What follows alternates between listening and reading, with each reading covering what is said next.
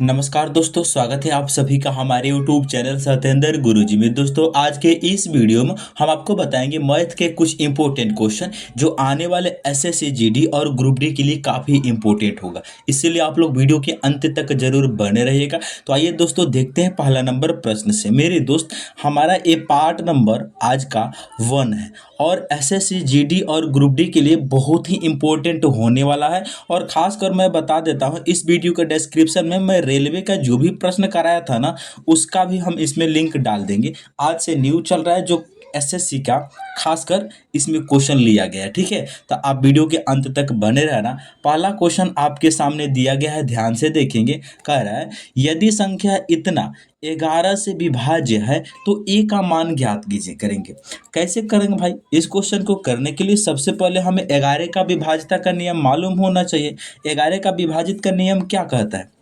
जैसे यहाँ पर नंबर क्या है भाई? 34 है, 56 है, उसके बाद में क्या है? 4a है। 11 से विभाजित का नियम कहता है कि विषम स्थानों पे अंकों का योग और सम स्थानों पे अंकों का योग का अंतर या तो 0 होना चाहिए या फिर 11 से कटने वाला कोई नंबर होना चाहिए, तब जाके वह संख्या 11 से पूरा पूरा कटेगा। तो जैसे यानी कि यहाँ पर हम अल्टरनेट डिजिट का अंकों का योग क्या होना चाहिए भाई? 0 या 11 से कटने वाला नंबर होना चाहिए। तो यहाँ पर चलेंगे हम, ये क्या है? ए जो है विषम स्थान पे है, 6 जो है विषम स्थान पे है, 4 जो है विषम स्थान पे है। तो ये तीनों को आपस में जोड़ेंगे, 4 और 6 10, 10 प्लस ए। ठीक है, कितना हो जाएगा? 10 प्लस का ए। अब हम देखेंगे सम स्थानों पे अंकों का योग। सम स्थानों पे क्या है? 3 और 5 8, 8 और 4 कितना? 12। यानी कि यहाँ पर देखो 10 प्लस ए में से 12 घटाने पे अंतर 0 आना चाहिए या फिर 11 से कोई कटने वाला नंबर होना चाहिए। अब देखो भाई, ए के स्थान पर ऐसा कौन सा नंबर होगा कि यहाँ पर जो भी वैल्यू बनेगा उसमें से 12 घटाने पे 0 बचना चाहिए। तो ए के स्थान पे मेरे दोस्त अगर हम 2 को ले लेते हैं, ठीक है, तो 10 और 2 कितना हो जाएगा? 12 हो जाएगा। समझ पा रहे हैं?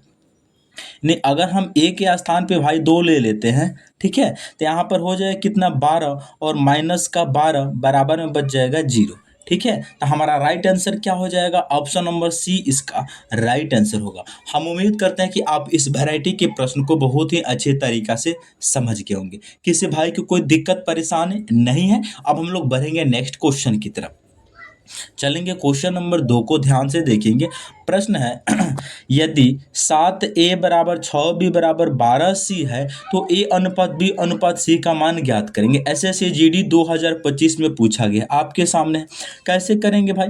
सबसे पहले इसको हम सॉल्व करने का जो तरीका होगा ना, बहुत बढ़िया से आपको बताएंगे। यहाँ पर क्या है भाई? 7a है, ठीक है, बराबर में कितना है? 6b है, बराबर में कितना है? 12c है। समझे?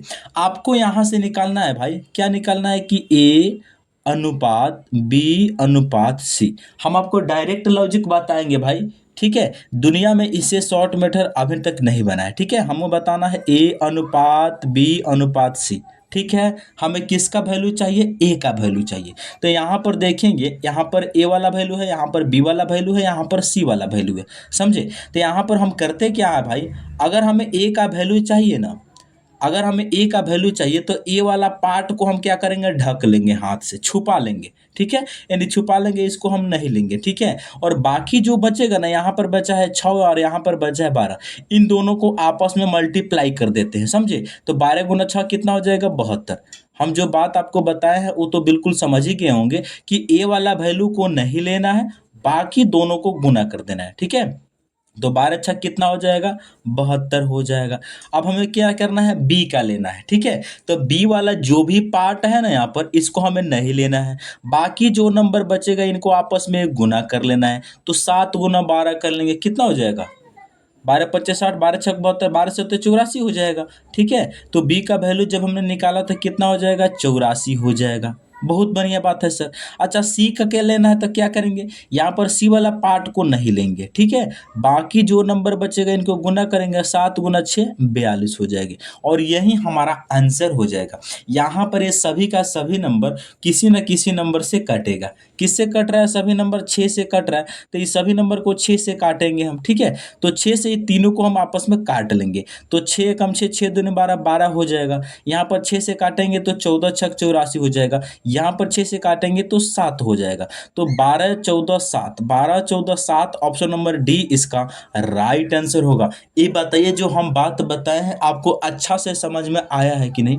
अगर दोस्त ईमानदारी से समझ में आया है तो एक प्यारा सा कमेंट करके अपने भैया का हौसला बढ़ाने का प्रयास जरूर करेंगे, ठीक है ना। कितना आसान तरीका से हम आपको बताए हैं।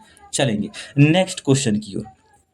नेक्स्ट क्वेश्चन नंबर है 3 नंबर प्रश्न कह रहा है 309, 125, 90, 45, 125 और 104 का औसत ज्ञात करेंगे। ये भी हमारा एसएससी जीडी 2025 में इसको भी पूछा गया। सबसे पहले औसत का सूत्र हम आपको बताते हैं क्या होता है। औसत यानी कि एवरेज, जिसे इंग्लिश में बोलते हैं एवरेज, बराबर फॉर्मूला होता है सभी आंकड़ों का योग बटा टोटल संख्या। सभी आंकड़ों का योग बटा टोटल संख्या होता है, ठीक है। तो मेरे तो यहाँ पर जितना भी नंबर, कितना नंबर है, 1 2 3 4 5 6, 6 नंबर है तो 6 से डिवाइड कर देंगे। इन सभी को जोड़कर हम यहाँ पर लिखते हैं पहले, ठीक है। एवरेज बराबर इन सभी को हम जोड़ेंगे। संख्या कितना है भाई, टोटल संख्या 6 है तो हम 6 से तो डिवाइड कर देंगे, इनको आपस में जोड़ेंगे, ठीक है। यहाँ पर क्या है, 309 है, उसके बाद में क्या है, 125 है, उसके बाद में क्या है भाई, 90 है, समझ पा रहे हैं। उसके बाद में क्या है, 45 है, उसके बाद में क्या है, 125 है, उसके बाद में क्या है, 104 है। इन सभी को जब हम जोड़ेंगे तो कितना प्राप्त होगा, हमें जोड़ कर देखते हैं, ठीक है। यानी कि एवरेज बराबर, यानी बटा में रहेगा 6, समझ पा रहे हैं। अच्छा भाई, बटा में तो 6 रहेगा, ये तो बात बिल्कुल क्लियर है। अब इन सभी को हम जोड़ेंगे तो कितना होगा, 9 5 14, 14 14 में जीरो को जोड़ेंगे तो कितना हो जाएगा, 9 5 14 में जीरो जोड़ेंगे 14 ही होगा।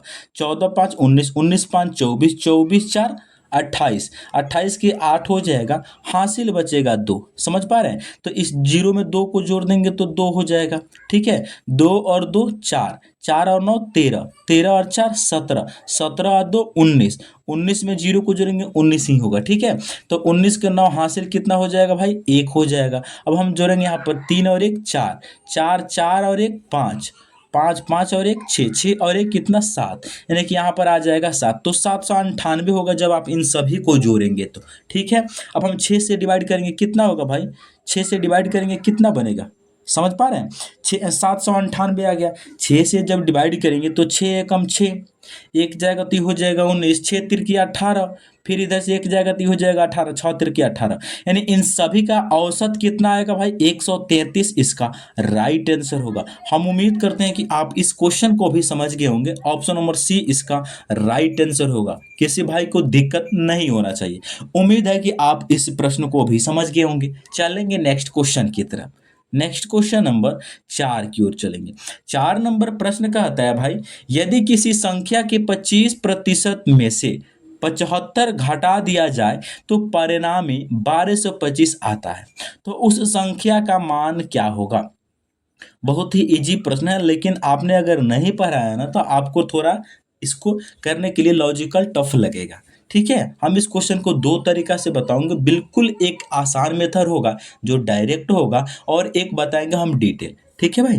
तो हम सबसे पहले आपको बताते हैं, यदि किसी संख्या के 25% में से 75 घटाया जाता है तो 1225 आता है, ठीक है। तो उस संख्या का मान ज्ञात करेंगे। मान लेते हैं कि संख्या क्या है भाई, हमारा x है, समझ पा रहे हैं। तो इस x का 25%, x का 25% का मतलब 25 बाटा में 100 हो जाएगा। 25% का मतलब 25/100 होता है। अगर इसमें से हम 75 को घटा लेते हैं तो हमारे पास जो संख्या मिलता है जानते हैं कितना, वो 1225 मिलता है। यही बात ना बता रहा है जी, आप कहेंगे जी सर। अब यहाँ पर देखो, हम आपको जादू सिखाते हैं, ठीक है। क्या करेंगे, 25 से कम 25, 25 चौका 100 हो जाएगा। अच्छा भाई, जो 75 बराबर के इस साइड में माइनस के है, माइनस में है, जब इस साइड में जाएगा तो ये प्लस में हो जाएगा। आप कहेंगे जी सर। तो यहाँ बचेगा x गुना 1/4 को हम लिख सकते हैं x/4 लिख सकते हैं। अच्छा भाई, जब यहाँ पर 1225 में 75 जाके उधर प्लस होगा तो ये हो जाएगा 1300, हो जाएगा कि नहीं। अच्छा भाई, 1300 के नीचे कुछ नहीं है, इसका मतलब एक है। जब इसको कैंची गुना करेंगे तो x गुना होगा 1 के साथ में और 13 गुना होगा 4 के साथ में, यही ना होगा भाई। आप कहेंगे जी सर, तो x गुना 1 करेंगे तो x हो जाएगा और 1300 गुना 4 करेंगे तो 5200 हो जाएगा, और 5200 हमारा राइट आंसर हो जाएगा क्योंकि हमने संख्या को x माना है। 5200 ऑप्शन नंबर हमारा बी दिया है, इसका राइट आंसर ऑप्शन बी होगा। हम उम्मीद करते हैं कि आप इस वैरायटी के प्रश्न को भी समझ गए होंगे। लेकिन अगर इसी क्वेश्चन को हमें डायरेक्ट करना है तो कैसे करेंगे भाई, ये तो समझ गए, थोड़ा डिटेल तरीका है, ठीक है। लेकिन इससे भी शॉर्ट होगा, कैसे, अब आपको अच्छे से समझ में आएगा जाएगा डायरेक्ट। देखो, अगर इसको डायरेक्ट करना है, प्रश्न बोल रहा है किसी संख्या के 25% में से 75 घटाया जाता है। भगवान ने जितना भी संख्या बनाया या दुनिया में कुछ भी बनाया वो अपने आप में सभी 100% होता है, ठीक है। तो 25% किसी संख्या के 25% में से 75 घटाया जाता है, यानी कि 25%, उस संख्या का 25% में से अगर हम 75 घटा लेते हैं तो हमें संख्या मिलता है भाई 1225। क्वेश्चन दिया गया है। अब देखो भाई, तो यहाँ से 25% का वैल्यू कितना हो जाएगा, 75 बराबर के उस साइड में जाएगा तो 1300 हो जाएगा। समझ पा रहे हैं। इसीलिए अगर हमें 100% निकालना है तो क्या करेंगे भाई, 100% क्यों निकालेंगे, क्योंकि दुनिया में जो भी नंबर है ना सभी 100% होता है, इसीलिए हमें 100% का वैल्यू निकालना है। तो जो 1300 वैल्यू है ना वो 25 का है तो 25 से डिवाइड करेंगे, क्योंकि 25% है तो 25% से डिवाइड करेंगे। 100 का निकालना है तो 100 से गुना करेंगे, और यहाँ से कलर चेक करेंगे और इसको देखो चेंज करने के बाद 25 से इसको काटेंगे हम 4 बार में, और 1300 गुना 4 कर देंगे 5200, आपका राइट आंसर हो जाएगा। हम उम्मीद करते हैं कि आप इस तरीका को भी समझ गए होंगे। अगर आपको डायरेक्ट करना है तो बिल्कुल इस वैरायटी से करेंगे, अगर आपको थोड़ा भी बेसिक जाना है तो आप उस तरीका से करेंगे। समझ पा रहे हैं। हम उम्मीद कर रहे हैं कि आप इसको भी समझ गए होंगे। अब हम लोग देखेंगे नेक्स्ट क्वेश्चन। नेक्स्ट क्वेश्चन बहुत बढ़िया मेरे दोस्त, इस क्वेश्चन में आपको हम एचसीएफ निकालना सिखाएंगे, ठीक है। बहुत आसान तरीका से आपको हम सिखाएंगे मेरे दोस्त। आपको बिल्कुल थोड़ा भी एहसास नहीं होगा कि एचसीएफ इतना आसान भी होता है। सबसे पहले इसको हम बताएंगे भाई बिल्कुल थोड़ा बेसिक मेथड से, लेकिन वो भी आपके लिए बहुत अच्छा होगा। और उसके बाद हम बताएंगे डायरेक्ट आपको ऑप्शन से, ठीक है। ऑप्शन से डायरेक्ट निकालना सिखा देंगे भाई, बिल्कुल टाइम नहीं लगेगा। तो सबसे पहले हम आपको बता देते हैं इसको बेसिक तरीका से, उसके बाद हम आपको बता देंगे बिल्कुल ऑप्शन से डायरेक्ट निकालेंगे। यहाँ पर जो नंबर है 153, 117 और 405 का एचसीएफ ज्ञात कीजिए। एसएससी जीडी 2025 में पूछा गया है शिफ्ट थर्ड में। मेरे दोस्त, सबसे पहले क्या करेंगे, हम 153 का प्राइम फैक्टर करेंगे, ठीक है। कितना होगा भाई, 153 का जब हम प्राइम फैक्टर करेंगे तो सबसे पहले हम 3 से लगाएंगे, 3 पचे 15, 3 एकम 3, फिर 3 से लगाएंगे तो 17 हो जाएगा, यानी 17 गुना हम 9 लिख सकते हैं। अच्छा एक बात बताओ, ये 2 बार 3 है तो हम इसको लिख सकते हैं 3 की पावर 2 गुना 17 के पावर 1। आप कहेंगे जी सर क्यों नहीं लिख सकते हैं, बहुत तो बढ़िया तरीका से हम सीख चुके हैं कि इसको हम लिख सकते हैं 3 के पावर 2 गुना 17 लिख सकते हैं, 3 की पावर 2 गुना 17 के पावर 1। उसी वैरायटी से हम 117 को भी लिखेंगे, ठीक है। उसी वैरायटी से हम 117 को भी लिखेंगे। इसको कैसे लिखेंगे भाई, इसको कैसे लिखेंगे, इसको भी आप चेंज कर लो, ठीक है। सबसे पहले आप 3 से कटाएंगे तो 3 तिर की 9 होगा, इधर से जाएगा 2 तो 27 हो जाएगा, 3 9 27 हो जाएगा 39। फिर इसको 3 से लगाएंगे, 3 एकम 3, 3 एकम 3 एकम 3, 3 तिर की 9, यानी 13 3 39। इसको मतलब हो गया 3 2 बार आया तो 3 के पावर 2 गुना 13 के पावर 1 हम लिख सकते हैं, क्योंकि 3 के पावर 2 9 होता है और 13 के पावर 1 होता है कितना 13, तो 13 नवा 117 होता है। तो हम इसको 117 को हम लिख सकते हैं 3 के पावर 2 गुना 13 के पावर 1। बहुत बढ़िया, ये तो बहुत अच्छा तरीका से सर आप समझा रहे हैं। ध्यान देंगे, यहाँ पर आप लिख सकते हैं 3 के पावर 2 9 गुना 13 के पावर 1 117 हो जाएगा। उसी वैरायटी से आप यहाँ पर 405 को भी लिखेंगे भाई। इसको लिखेंगे तो कैसे करेंगे, सबसे पहले 405 का हम प्राइम फैक्टराइज करेंगे। तो यहाँ पर सबसे पहले हम इसको 2 से तो कटेगा नहीं, 3 से लगाएंगे तो 3 एकम 3, इधर जाएगा ये हो जाएगा 10, फिर से 3 तिर की 9, तीन पच्चे 15 हो जाएगा। फिर से 3 से लगा देंगे भाई तो कितना हो जाएगा, 3 चौका 12, 3 पच्चे 15। फिर से हम 3 से लगा देंगे, कितना हो जाएगा, 15 3 45। फिर से हम 3 से लगा देंगे, कितना हो जाएगा, 5। तो इसको हम लिख सकते हैं, 3 4 बार आया है ना, तो इसको हम लिख सकते हैं 3 के पावर 4 गुना 5 के पावर 1। 3 के पावर 4 कितना होता है भाई, 81 होता है। और गुना 5 करेंगे, बिल्कुल 405 आ जाएगा। इसका मतलब मेरे दोस्त, हम जब 405 को प्राइम फैक्टराइज किया तो 3 के पावर 4 गुना 5 के पावर 1 आया। अब देखो यहाँ से हम आपको सिखाते हैं भाई जादू। क्या जादू, बहुत ही अच्छा से ध्यान देना। आपको अगर एचसीएफ निकालना है भाई तो क्या करते हैं, एचसीएफ निकालना है, क्या करेंगे दोस्त, अगर आपको एचसीएफ निकालना है, जानते हैं क्या करेंगे, यहाँ पर जो भी प्राइम फैक्टर है इसमें सबसे पहले तीनों में ऐसा कोई नंबर ढूंढेंगे जो तीनों में कॉमन होना चाहिए। एचसीएफ के लिए, एलसीएम के लिए नहीं। एचसीएफ कभी भी निकालना है तो आप क्या करेंगे, इन तीनों में कॉमन होना चाहिए। तो ये बताओ भाई, यहाँ पर पहला में तो 17 है, अदर में कहीं 17 नहीं है।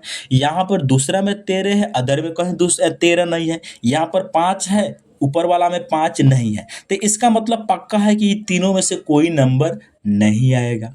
अच्छा, दूसरा बात यह है कि यहाँ पर तीनों में 3 कॉमन है, आपके सामने है, तीनों में 3 कॉमन है, तो 3 तो हम ले लेंगे, ठीक है। अब बहुत सारे भाई कह रहे होंगे कि सर 3 तो हमने ले लिया, लेकिन यहाँ पावर 2 था, यहाँ पावर 2 था, यहाँ पावर 4 था, इसमें कौन लेंगे। तो देखो, यहाँ पर एचसीएफ का मतलब होता है हाईएस्ट कॉमन फैक्टर, लेकिन जब भी इस वैरायटी में हम इसको लिखते हैं ना, तो हम इसमें लिखते हैं सबसे छोटी पावर कौन है।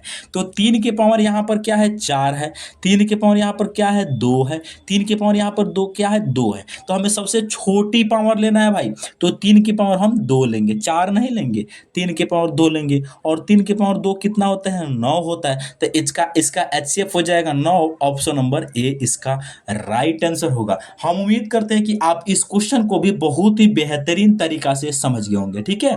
किसी भाई को कोई दिक्कत नहीं है ना। चलेंगे अब हम लोग नेक्स्ट क्वेश्चन की तरफ, लेकिन इस क्वेश्चन को बिल्कुल रुकिए, अभी नेक्स्ट क्वेश्चन पे मत चलिए। इस क्वेश्चन को बिल्कुल चुटकी बजाते ही हम सिखा देंगे आपको कैसे। सबसे पहले यहाँ पर क्या है, 153 है, उसके बाद में 117 है, उसके बाद में 405 है, ठीक है। एचसीएफ का मतलब ई होता है भाई, एचसीएफ का मतलब ई होता है, ध्यान देंगे कि यहाँ पर जो भी एचसीएफ होगा वो सभी नंबर को काटेगा। तरीका है, जो भी एचसीएफ होगा उस सभी नंबर को काटेगा। तो हम बारी बारी से सभी ऑप्शन को चेक करेंगे। अगर मान लेते हैं कि हमारा ऑप्शन नंबर डी सही है, अगर एचसीएफ इसका 2 है तो 2 से सभी कटेगा, 100% कटेगा। लेकिन 117 2 153 2 से नहीं कटता, इसका मतलब कभी भी 2 एचसीएफ हो ही नहीं सकता। समझ पा रहे हैं। अगर मान लेते हैं कि ऑप्शन नंबर हमारा बी सही है, ठीक है, मान लेते हैं ऑप्शन नंबर बी हमारा सही है, ठीक है, 6, तो 6 से सभी नंबर कटना चाहिए। तो 6 से इसको काट कर देखते हैं, 153 को, 6 दूने 12, इधर से जाएगा 3 पे हो जाएगा 33, 33 6 से तो पूरा पूरा नहीं कटता। इसका मतलब हमारा एचसीएफ जो है बी भी नहीं होगा, पक्का, ठीक है। अब हम चेक करेंगे, ऑप्शन नंबर सी मान लेते हैं सही है, कितना, 12, तो 12 से सभी नंबर कटना चाहिए। तो सबसे पहले हम इसको 12 से काटते हैं, 12 कम 12, इधर से हो जाएगा 3, तो ये हो जाएगा 33, 33 12 से नहीं कटता। इसका मतलब हमारा ऑप्शन सी भी सही नहीं है, बचा ऑप्शन ए, यही राइट आंसर होगा। ऑप्शन ए यानी कि 9 है ना, इससे ही कटेगा, कितना बार, 9 कम 9, इधर से जाएगा 6, 9 7 63, यानी 17 9 153, ये कटेगा, 9 कम 9 2, 9 कम 9, इधर से जाएगा 2 27, 9 तिरकी 27, 13 से कटेगा 9 बार में, ये कटेगा 9 से कितने बार में, 9 चौका 36, यहाँ से कितना जाएगा भाई, 6। समझ पा रहे हैं, यानी जो 405 है ना, 9 से जब इसको काटेंगे तो 9 चौका 36 हो जाएगा, 9 चौका 36 जाएगा कितना बार में, 9 चौका 36, यानी यहाँ पर 4 बचेगा, 4 पर 5 45, 9 बचे 45, 45 बार में जाएगा। समझ पा रहे हैं? 45 बार में जाएगा भाई। इसका मतलब 9 से ए भी कट रहा है, 9 से ए भी कट रहा है। तो जब पूरा नंबर 9 से कट जा रहा है तो हमारा वही राइट आंसर हो जाएगा। तो ऑप्शन के अनुसार हमें इस वैरायटी से चेक करना है। तो सबसे ईजी तो यही है।